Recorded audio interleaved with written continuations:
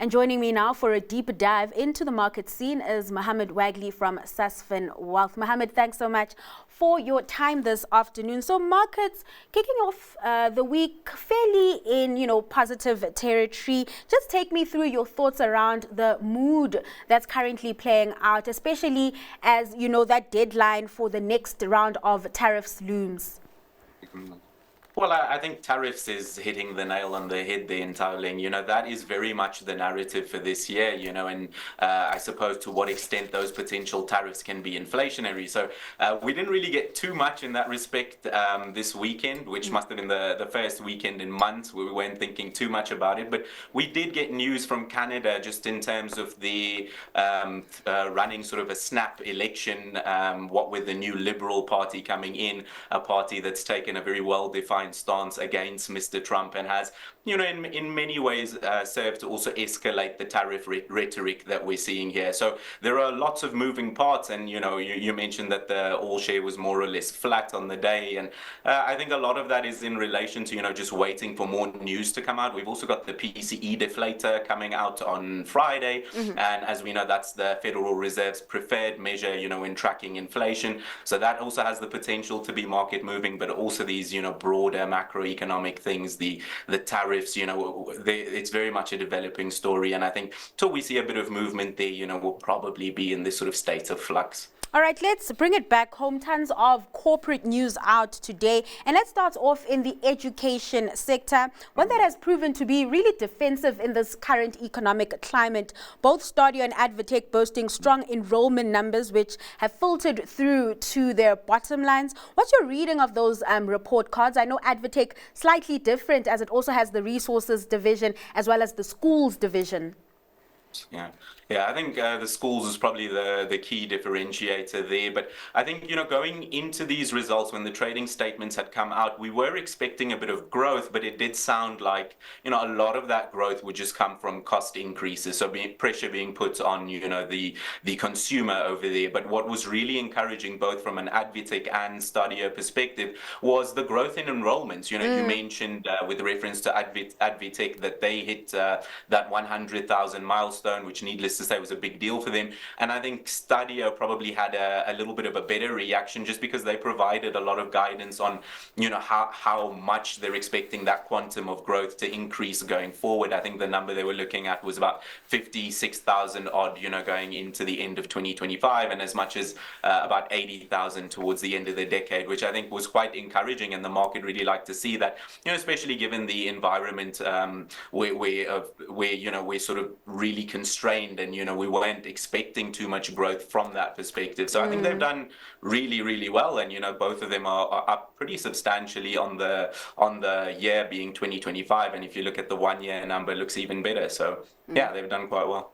Sun International, in the meantime, Muhammad, announcing that CEO Anthony Leeming will be taking early retirement. Your assessment of that move? I mean, just a week after they released results, and we know that Anthony has been a part of that, the strategy or the success story around Sunbet as demand for online sport betting soars.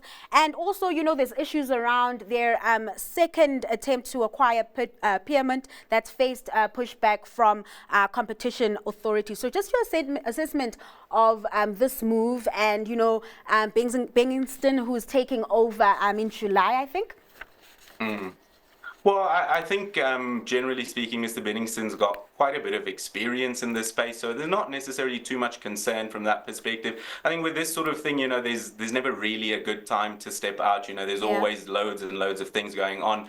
But given the success of Sunbet, and I think just the strength of that theme in general, it does feel like getting out relatively at the top. I'm not necessarily too concerned, that there's been a huge shake-up there in leadership. I think the strength of the theme is quite robust, and I think we'll continue to see sort of quite a bit of growth there. But as I said, there's never an ideal moment to step aside. Southern Sun out with an update. Overall trading volumes improving, but trading volumes in KZN as well as Mozambique just coming under pressure, and Mozambique in particular following the civil unrest. What have you made of that update?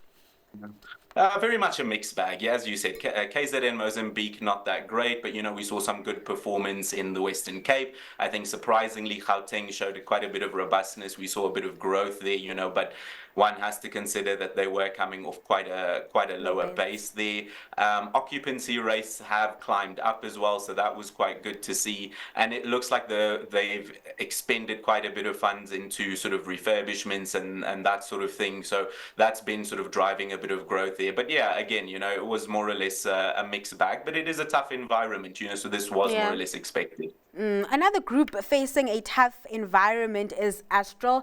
I mean, they've pointed to lower selling prices, higher input costs, but I think one thing that did surprise the markets was that cybersecurity breach, Yeah. which cost the group about 20 million rands. A growing trend among local companies, and I guess pushing corporates to just beef up their systems.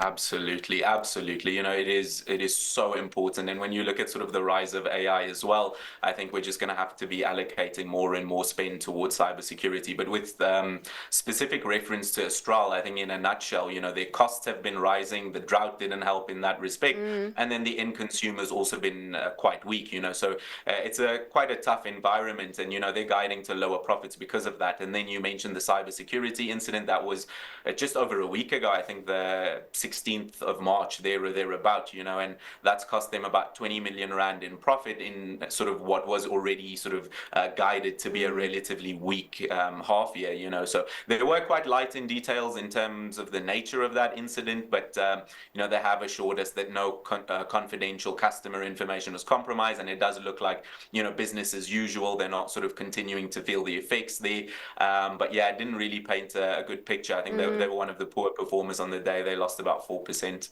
All right, let's just hit pause on the conversation. Before we get to your stock pick, let's reflect on some counters that have found favor with your industry peers. So I'm going with Alphabet, the parent to Google. I think the market has put the stock under quite a lot of pressure relative to the other mega stocks. It's trading at about 22 times. But the threat has been two ways that artificial intelligence would threaten Google search. Secondly, that there could be a forced breakup of the business.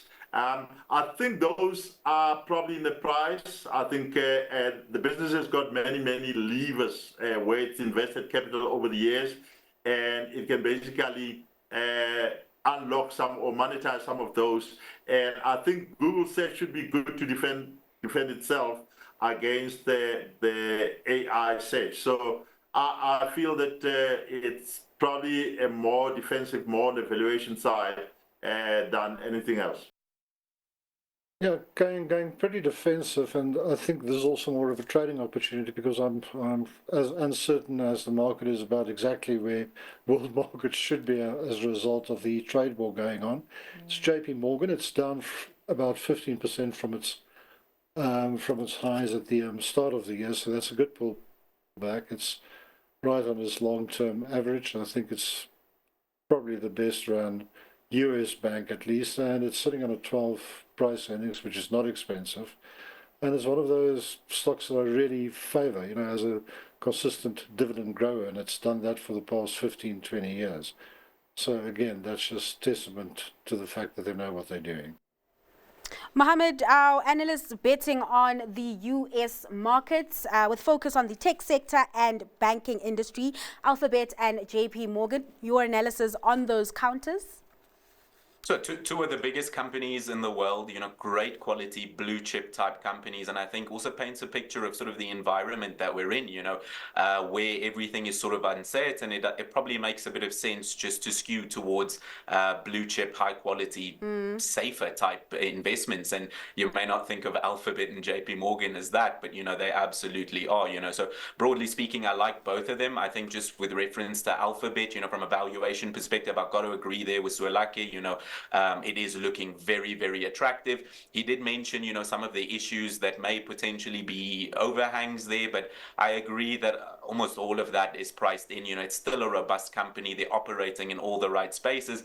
And I know he mentioned, you know, it's defensive there, but yeah, I think there's still quite a lot of growth to be had there. So quite like Alphabet, and quite like Alphabet at these levels. And then with reference to JP Morgan, I think perhaps, you know, American banking maybe doesn't get sort of as much love, definitely not as much as American tech does. Yeah. But, you know, this is a phenomenal company with, you know, one of the best sort of balance sheets that you'll see, you know, blue chip as they come. It is, I think he mentioned, trading at a forward P of around 12. It does represent huge value. They're constant dividend growers, and, you know, leaving aside the dividend, if you look at the share performance over the past 5 odd years, even longer, it's just been phenomenal. You know, if there's a horse to back in that space, it's Jamie Dimon and JP Morgan, that's for sure. So you like both counters, but they're not your stock pick. What is your stock pick, Mohammed?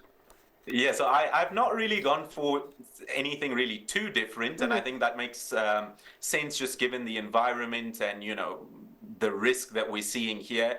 So it does make sense just to go a bit more quality, a bit more blue chip. And so I'm doing exactly the same as your analyst there, and I'm going to go with Amazon. So the shares come off over 10% in 2025. From a valuation perspective, it's looking as attractive as it has done sort of in years. When you look at the success of Amazon Web Services, the massively growing clamor for data, it still computes. There's quite a bit of room for growth there. AWS is the biggest player in that data center space. You know, the demand for data centers is not going anywhere. It's still massive. You know, as organizations start sort of more rapidly adopting AI, they're going to, you know, demand more of that. And AWS in particular and Amazon is really, really well positioned to benefit. So if you are underweight there, you know, you may want to think about topping up. Amazon one to look out for. Muhammad, thanks so much for your time and joining us this afternoon. That was Muhammed Wagley from Sasfin Wealth.